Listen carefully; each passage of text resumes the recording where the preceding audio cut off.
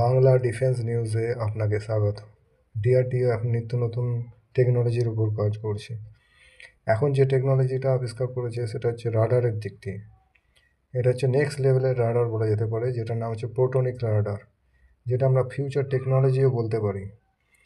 এই কারণ এ রাডার যে কোনো 6th জেনারেশনের প্লেন অথবা ড্রোন সব কিছুকে ডিটেক্ট করতে পারে। এর ক্ষমতা এতটাই বেশি যে ড্রোনের যে ব্লেড সেটাকে পর্যন্ত ডিটেক্ট করতে পারে। চিন্তা করে দেখুন এর ক্ষমতা কত।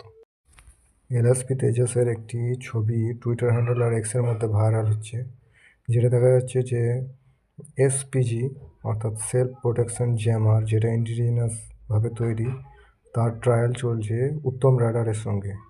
তার ছবিটা আমরা দেখতে পাচ্ছি। রাশিয়া ভারতে এসে একটা ডিল সাইন করেছে, যেটার নাম হচ্ছে রেলস। রেলসের ফুল ফর্ম হলো reciprocal exchange of logistic support.